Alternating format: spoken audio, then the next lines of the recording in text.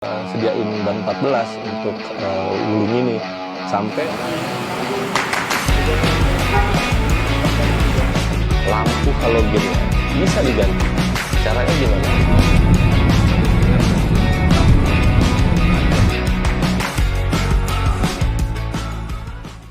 Halo, assalamualaikum. Sekarang kita mau ngecek. Sekarang kita lagi mau jalan. Sekarang udah jam 2:30 pagi. Kita mau jalan ke Solo pakai mobil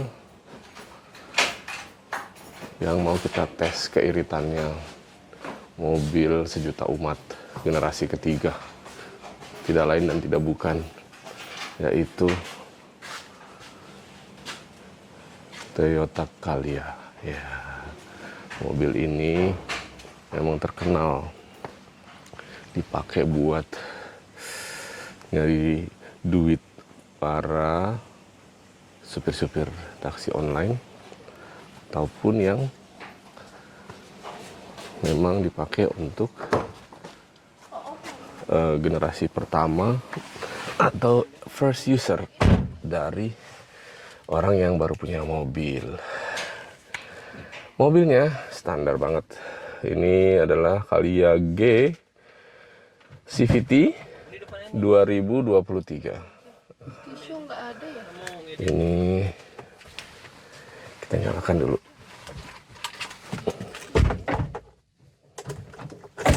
Kita dengerin bunyinya. Ya, 1200 cc, 4 silinder. Ya, mobil murah meriah. Yuk kita coba ya. Bismillah. Oke, alhamdulillah kita udah nyampe di rest area 102. Jadi kita udah membawa mobil ini mobil baru jatuhnya ya.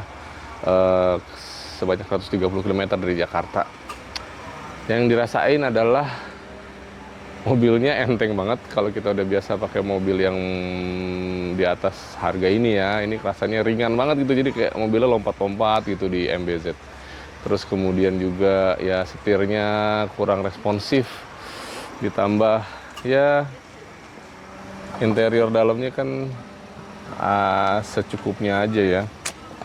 Jadi ya udahlah, kita nikmatin aja mobil sejuta umat generasi ketiga.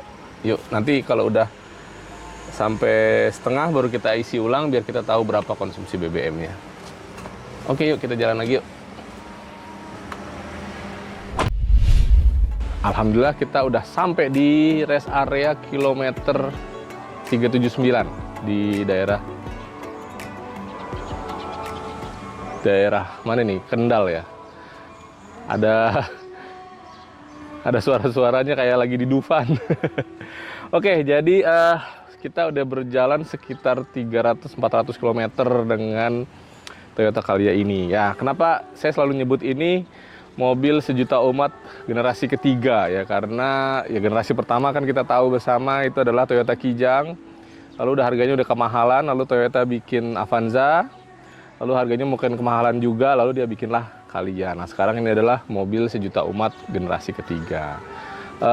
Kalau kita lihat sekarang memang orang banyak yang pakai Calya ini, yang baru mau punya mobil, keluarga muda, belinya Calya. Orang yang mau usaha bisnis, mau punya taksi online, belinya Calya. Ya memang kalau dibilang murah sih sebenarnya nggak juga ya. Cuman ya irit kalau untuk dalam kota ya. Tapi kalau dalam luar kota ntar kita lihat nih berapa konsumsi BBM-nya. Ini kan udah mau habis nih. Habis ini kita mau ngisi bensin, nanti berapa? Yuk kita lihat berapa banyak bensin yang udah kita pakai dari Jakarta sampai di sini. Yuk kita isi dulu.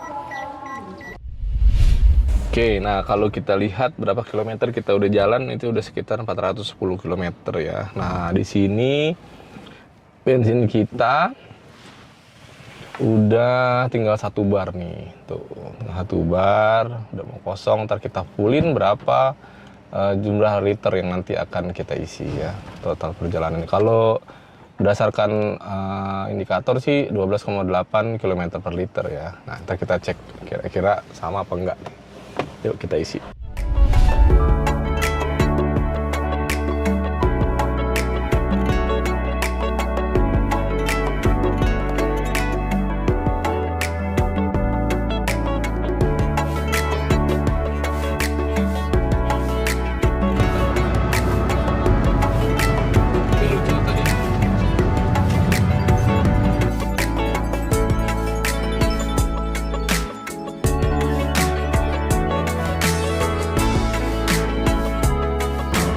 Baik, untuk impresi berkendara, yang pertama kali dirasakan ya pasti road noise-nya itu ya udahlah. Memang road noise banget ya. Suara di luar tuh udah kedengeran banget ya, suara mobil lewat gitu ya, suara ban ketemu jalan. Terus getarannya juga, namanya juga dia suspensinya kan suspensi yang keras ya. Jadi ya badan kita kayak digeter gitu sepanjang jalan. Apalagi kalau kita lewat jalan tol yang jalanannya beton, bukan yang aspal ya. Jadi getarannya tuh kerasa banget jalanan itu kalau konturnya nggak halus. Lalu posisi duduknya, dia kursinya kan kayak kursi kondangan ya, kayak kursi yang merah Futura itu loh. Jadi kita duduknya tegak gitu ya. Terus kepala kita kalau tinggi 170 ke atas, kita dapatnya sandarannya di tengkuk nih, di belakang banget gitu ya. Jadi nyandarnya nggak yang nyaman gitu. Jadi setirnya pun juga ada di bawah jadinya. Jadi kayak nyetir truk gitu. Lalu steeringnya juga, handlingnya ya dibilang understeer, kadang juga oversteer gitu ya. Ya harus hati-hati aja, jadi harus terbiasa gitu dengan handling bawanya gitu. Kapan kita harus belok ya kan, nggak bisa mendadak gitu. Nah terus tenaganya nih ya, namanya juga 1200 ya, cc segini ya nggak bisa diajakin narik ya, jadi ya harus sabar gitu. Apalagi kalau kita isi penuh, kalau isi keluarga penuh sampai belakang 3 baris gitu ya, 1200-1300 gitu ya, itu sih ya nggak diperuntukkan untuk narik. Jadi ya jalan santai aja, kecepatan 80-100 kalau mau irit, juga biar mesinnya nggak meraung-raung gitu ya. Karena apalagi sekarang udah pakai CVT, jadi dia nggak yang diperuntukkan untuk tarik-tarikan gitu. Tapi kalau misalnya dibutuhkan, dia kan ada gigi 3 sama gigi 2 ya, jadi ada gigi rendahnya. Jadi kalau emang misalnya pengen cepat-cepat mendahului gitu ya, kita dari D4 ini bisa nih kita turunin aja ke gigi 3 gitu ya. Jadi kita turunin giginya supaya dia main di gigi rendah, supaya kita bisa agak melaju gitu. Sisanya ya karena head unitnya juga bukan Android juga ya, jadi kita harus siap-siap HP kita jadi GSM, jadi GPS, terus ya connect musik ke Bluetooth gitu.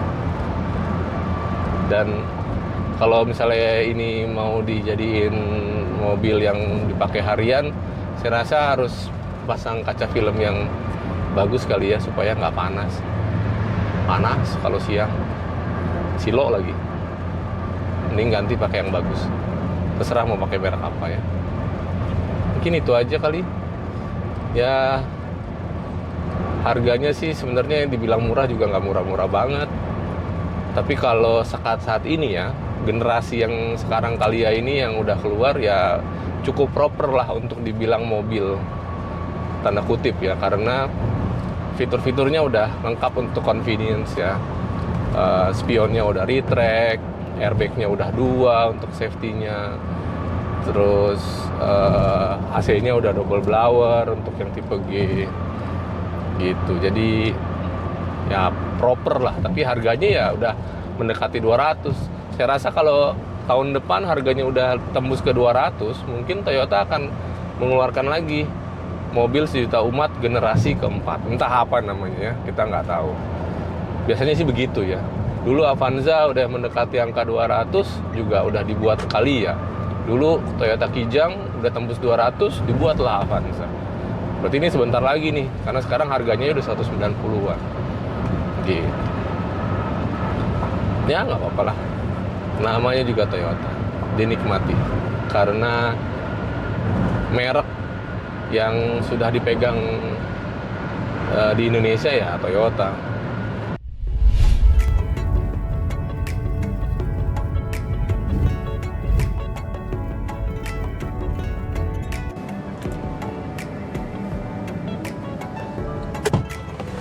Alhamdulillah akhirnya nyampe juga.